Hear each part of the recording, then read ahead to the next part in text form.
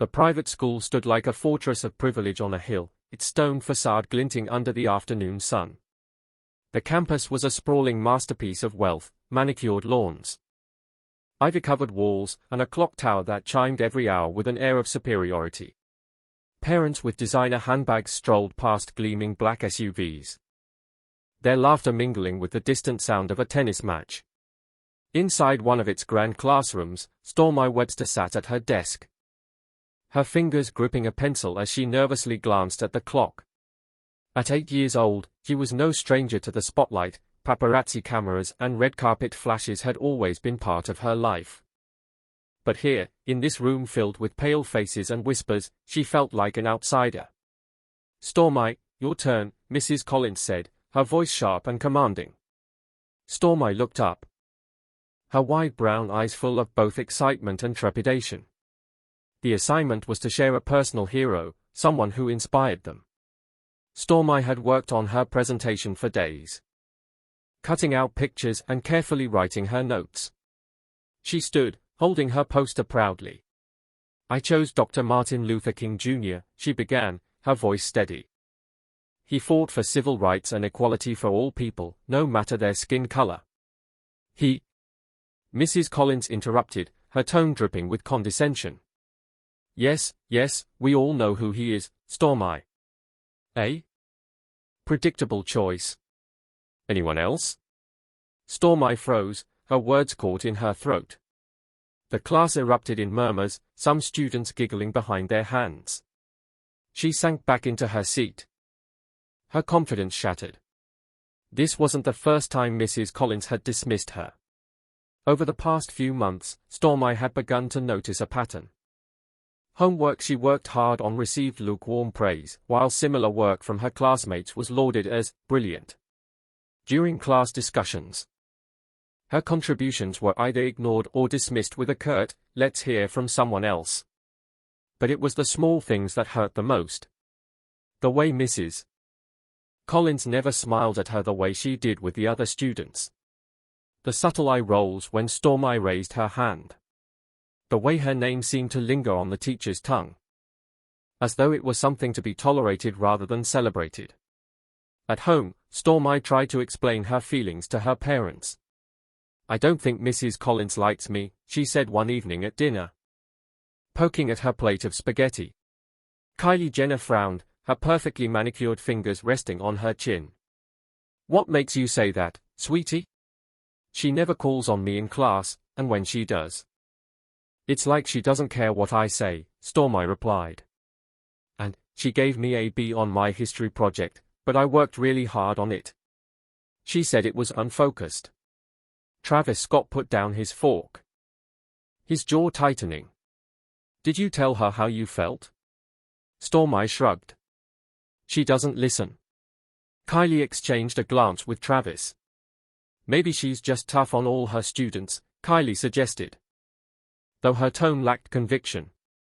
Stormi looked down at her plate, feeling the familiar sting of not being believed. The tipping point came a week later during a parent-teacher conference. Kylie had insisted on attending after Stormi came home in tears, her latest essay on black inventors marked with scrawled red comments, "Try to think bigger," and "This seems narrow in scope." In the pristine, modern conference room, Mrs. Collins greeted Kylie with a smile that didn't reach her eyes. "Stormi is a bright child," she began, her words careful. "But I think she's struggling to adapt to the rigor of our curriculum." "Rigor?" Kylie's voice was icy. "Stormi has been in advanced programs before. She's always excelled." "Well," Mrs. Collins said, leaning back in her chair, "this environment can be a challenge for students from different backgrounds." Kylie's eyebrows shot up. "Different backgrounds?" "I just mean that not everyone is accustomed to the high expectations here," Mrs. Collins replied smoothly. Kylie felt her chest tighten with anger.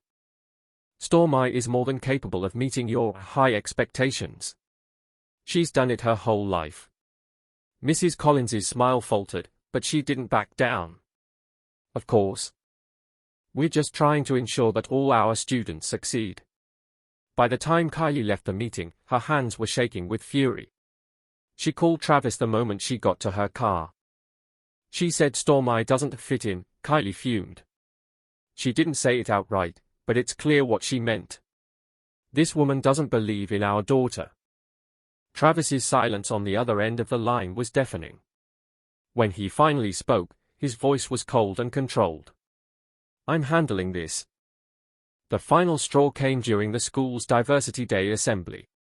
Students were asked to create projects showcasing their cultural heritage. Stormi worked tirelessly on hers. A collage featuring prominent black figures who had shaped history, Rosa Parks, Malcolm X, Maya Angelou, and more. As she stood at the front of the auditorium, her hands trembling slightly, Mrs. Collins watched her with a neutral expression. This is my project, Stormi began, her voice clear but soft. It's about the leaders and artists who inspire me. These people. Mrs. Collins interrupted, her tone clipped. Thank you, Stormi. That's fine. But next time, perhaps try to focus on figures who have a broader, more universal impact. The room fell silent. The word universal hung in the air like an accusation. Stormi's face burned with humiliation as she returned to her seat, clutching her project like a shield. That night, she curled up next to Travis on the couch, her small body shaking with quiet sobs. Why doesn't Mrs. Collins like me, Daddy? She whispered. Travis held her close, his heart breaking. It's not you. Baby girl, he said softly. Sometimes people don't see how amazing you are. But that's their problem, not yours. But for Travis, this wasn't just a problem, it was a battle. Fueled by anger and a deep desire to protect his daughter, he began digging into the school's policies and culture. What he found was a carefully curated image of diversity and inclusion that masked a much darker reality. The school boasted about its commitment to equity, but its faculty was overwhelmingly white. As were its board members. Minority students like Stormi were a small fraction of the population, and their voices often went unheard. Then came the revelation that would change everything. Travis, through a series of donations he'd made years ago, was the school's largest private shareholder. The irony was almost too much to bear. He had unknowingly funded the very institution that was marginalizing his daughter. That night, as he stared at the contracts and donation receipts spread across his desk, Travis made a decision. He wasn't just going to confront the school, he was going to hold it accountable. They don't know who they are messing with, he muttered under his breath, his mind already racing with plans. The morning sun streamed through the expansive windows of Travis Scott's home office. But the warmth of the light did nothing to temper the storm brewing inside him. Travis sat at his desk, his fingers steepled as he stared at the stack of papers before him. Contracts, donation records, and shareholder documents, all proof of his financial ties to the school that had humiliated his daughter. You're the largest private investor, his lawyer had said. Disbelief evident in her voice when she reviewed the documents. Largest and most ignored, Travis had replied coldly. That's about to change. Travis leaned back in his chair, running a hand over his face. This wasn't just about Stormi anymore. It was about every child like her, every kid who had ever been made to feel like they didn't belong. The school board meeting was held in the school's grand assembly hall, a space designed to intimidate. Velvet drapes framed tall windows, and portraits of past headmasters lined the walls. Their stern faces a silent reminder of the school's long history of exclusivity. Travis arrived unannounced, dressed in a sleek black suit that did little to hide the fire in his eyes. The room fell silent as he entered, whispers rippling among the board members and administrators. Mr. Scott, Headmaster Lawrence greeted him, his voice carefully polite. What a surprise. To what do we owe the pleasure? Travis didn't waste time on pleasantries. We need to talk about Mrs. Collins, he said, his voice steady but laced with authority. Headmaster Lawrence exchanged uneasy glances with the other board members. I'm not sure what you mean, he said. You know exactly what I mean, Travis replied, his tone sharp. I've watched my daughter come home in tears because of how she's been treated by her teacher. She's been dismissed, humiliated.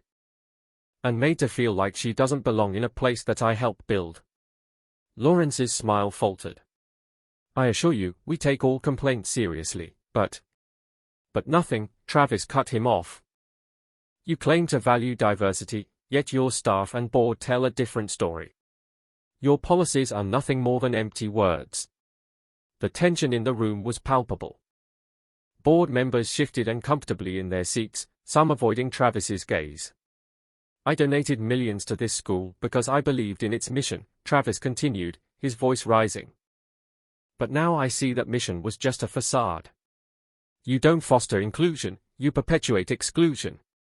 Back at home, Stormi watched from the living room as her father paced the floor. His phone pressed to his ear.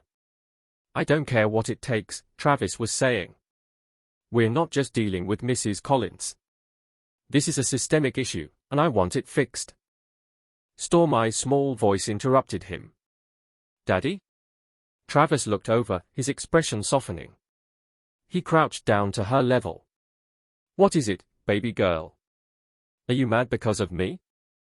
She asked hesitantly. No, sweetie, Travis said, pulling her into a hug. I'm mad because of them. And I'm going to make sure they never treat you, or anyone else, like that again. The next day, news broke that Travis Scott had demanded an emergency meeting with the school's full board of directors. The story spread quickly. Headlines highlighting his financial influence and accusations of systemic bias within the school. Social media erupted with debates, with hashtags like #JusticeForStormi and #FixTheSystem trending worldwide. Parents of other minority students began to come forward, sharing their own stories of subtle discrimination and exclusion. One mother recounted how her son was discouraged from applying for advanced classes, despite his top grades. Another father revealed that his daughter had been reprimanded for wearing her natural hair too boldly. The pressure on the school mounted as reporters camped outside its gates, demanding answers. Headmaster Lawrence issued a carefully worded statement, insisting the school was committed to addressing concerns and promoting inclusivity. But for many, it was too little, too late. The pivotal moment came during the board meeting. Travis had demanded that it be open to the public, a move that left the school scrambling to control the narrative. Parents, alumni, and journalists packed the room, their eyes fixed on the stage where the board members Saturday. Travis stood at the podium, his presence commanding. When I enrolled my daughter in this school, he began. His voice steady but filled with emotion, I did it because I wanted her to have the best opportunities. I believed in this institution, in what it claimed to stand for. But my trust was misplaced. He held up a copy of the school's mission statement. You say you value diversity and inclusion, but those words mean nothing when your actions tell a different story. When my daughter, an 8-year-old child, is made to feel like she's less than her peers because of her skin color, that's not inclusion. That's discrimination. The room was silent except for the clicking of cameras. This isn't just about Stormi, Travis continued. It's about every child who has been overlooked, dismissed, or made to feel like they don't belong. And it's about holding this school accountable for the harm it's caused. He turned to the board.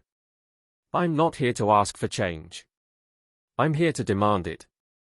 And as the largest private shareholder of this institution, I will not stop until this school becomes a place where every child is treated with respect and dignity.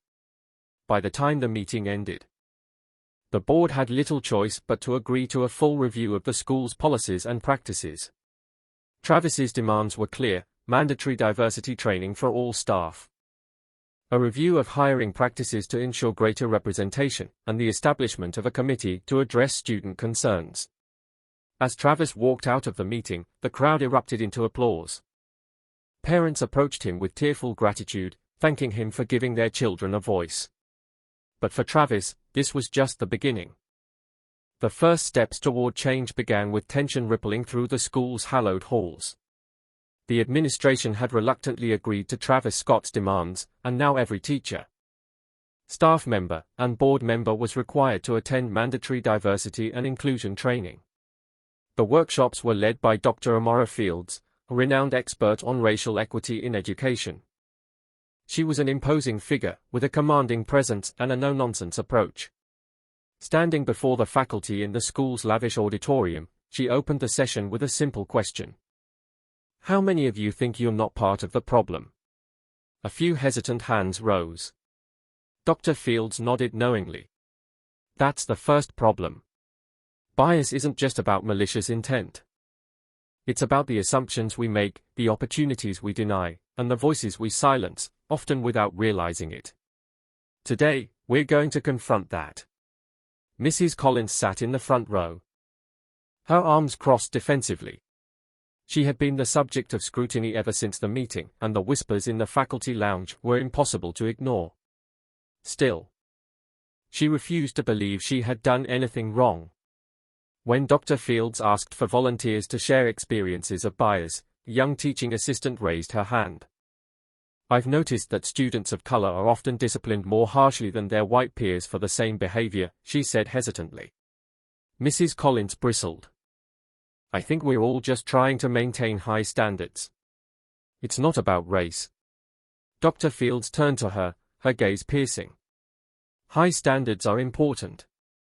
But who decides what those standards are? And who gets the benefit of the doubt when they don't meet them? The room fell silent. For the first time, Mrs. Collins felt a flicker of doubt. Meanwhile, changes were happening on a structural level. The school's hiring committee began actively seeking more diverse candidates.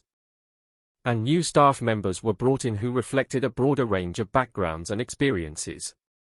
One of these new hires was Mr. Jordan, a history teacher who had grown up in an underserved community and went on to earn his PhD at Yale. In his first week, he introduced a revamped curriculum that included stories of marginalized groups alongside traditional narratives. Stormi, now in his class, felt a newfound sense of pride as she saw herself reflected in the lessons. Today, Mr. Jordan said, we're going to talk about the Harlem Renaissance, a period when black artists, writers, and thinkers reshaped American culture. Who can tell me what they know about it? Stormi raised her hand eagerly. When Mr. Jordan called on her, he smiled warmly, encouraging her to speak. For the first time, she felt her voice truly mattered. Travis Scott's involvement didn't end with the initial changes. He continued to attend board meetings, ensuring that the reforms weren't just symbolic gestures but meaningful steps toward lasting equity. One of his key initiatives was the creation of the Equity Fund, a scholarship program for underprivileged students, funded by his own contributions and matched by other high-profile donors. This isn't charity, Travis said at the fund's launch event. This is about leveling the playing field. Every child deserves access to the same opportunities, no matter where they come from or what they look like. The event drew widespread media attention, further cementing Travis's role as a champion for educational reform. Not everyone welcomed the changes. A group of parents, unhappy with the school's new direction, began circulating a petition to revert to the traditional values they believed the school represented. It's gone too far, one mother complained during a meeting. My child feels like they're being punished for being white. Travis, who had been invited to the meeting, listened patiently before responding. This isn't about punishment, he said. It's about fairness. Your child has always had a seat at the table. All we're doing is making room for everyone else. The mother fell silent, her indignation deflating. By the end of the school year, the changes were undeniable. The Diversity Day Assembly, which had once been a shallow display of tokenism, was transformed into a vibrant celebration of culture and identity. Stormi stood on stage with her classmates, presenting a collaborative project on the contributions of black women in science. As she spoke, the room erupted in applause, her classmates and teachers cheering her on. In the audience, Travis and Kylie watched with pride. She's thriving, Kylie whispered, squeezing Travis's hand. She's just getting started, Travis replied, a smile tugging at his lips. The transformation didn't stop at the school's gates. Other institutions began to take notice of the changes, reaching out to Travis and his team for guidance on implementing similar reforms. Your story has inspired us. One headmaster wrote in an email. We want to create a better environment for all our students, and we'd love your advice on how to begin.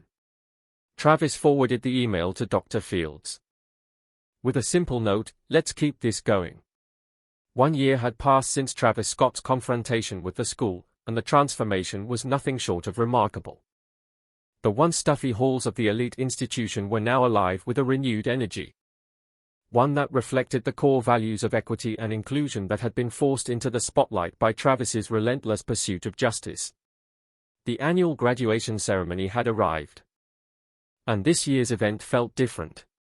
The usual pristine decor, the speeches about tradition and legacy, had been replaced by something more profound. The graduates, a group that was more diverse than ever before, were no longer the product of a system that had failed to see them. They were the living proof that change was not only possible but thriving. Travis stood in the back of the auditorium, his eyes scanning the sea of faces. There were students from all walks of life, first-generation immigrants, students of color, those with disabilities, and those from underserved backgrounds. They had all found their place in a school that no longer shut its doors on them. Ladies and gentlemen, the headmaster began. His voice booming through the microphone, this year's graduating class is a testament to the strength of our community and our commitment to providing every student with the opportunity to succeed, regardless of their background. The crowd applauded, but Travis couldn't help but notice how the message rang hollow compared to where they had been just a year ago. This wasn't just about diversity as a buzzword anymore, it was a tangible, living reality that affected every corner of the institution. The applause, while deserved, was not just for the students. It was also for the institution that had evolved into something better. The students who had once been ignored or dismissed were now leading the charge for future generations. They had not just survived, they had thrived. Later that evening, as the celebration continued at a private reception, Travis was approached by one of the alumni who had been instrumental in the reform process. Jordan, the history teacher who had been one of the first to join the school after the changes, had become a pillar of the new educational system. Travis, Jordan said, a smile spreading across his face, I've got to say, you've done something incredible here. This place is unrecognizable, in the best way. Travis nodded, his expression calm but thoughtful. It's not about me, he said. It's about all the people who stood up and said enough was enough. I just gave them a platform. Jordan's eyes sparkled with gratitude. Still, you've changed the future for hundreds of kids.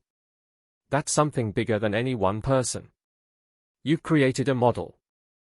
Schools everywhere are already asking for our help. A sense of pride washed over Travis. It was true, his fight for his daughter had started something far greater than he'd ever imagined. The transformation wasn't just personal, it was systemic. In the months that followed, the ripple effects of Travis's work spread far beyond the walls of the school. National news outlets covered the story, highlighting how the power dynamics had shifted in favor of the students. Not just the wealthy donors or the entrenched powers that had once ruled the institution. Reports of increased graduation rates among marginalized groups, higher college acceptance rates, and more inclusive extracurricular programs began to pour in.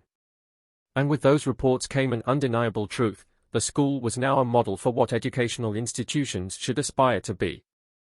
Even the critics, who had once denounced Travis's efforts as misguided or an overreach, couldn't ignore the undeniable success of the changes he'd championed. As the school year came to a close, a final meeting was held to assess the overall impact of the reforms. The board of directors sat in the same room where they had once tried to defend the status quo. Only this time, the atmosphere was different. Instead of defensiveness, there was a genuine sense of pride and a willingness to listen.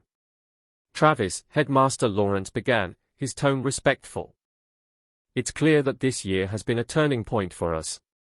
We've seen measurable improvements in every area we set out to address. Travis leaned forward, his gaze fixed on the board. That's great to hear. But it's not enough just to measure numbers.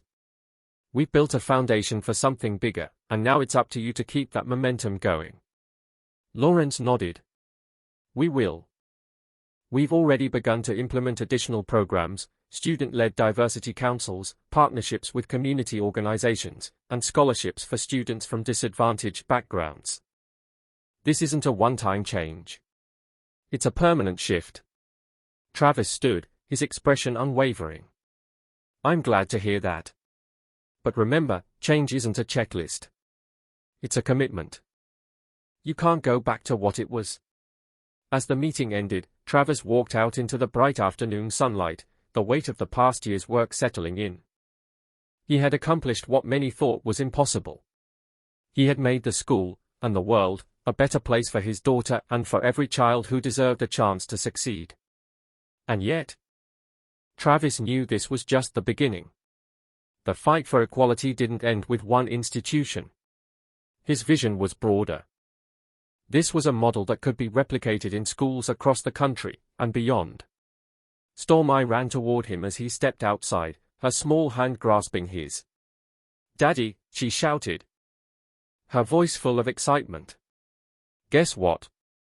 I'm going to be in a new class next year. They told me I could help other kids like me." Travis looked down at her, his heart swelling with pride. "That's amazing, baby girl. You're going to change the world." She beamed, her eyes full of hope and confidence. And in that moment, Travis realized that the real change had happened. It wasn't in the school, or in the boardrooms, or even in the policies. It was in the hearts and minds of the people who had dared to believe in something better, and in the future that they would build, together.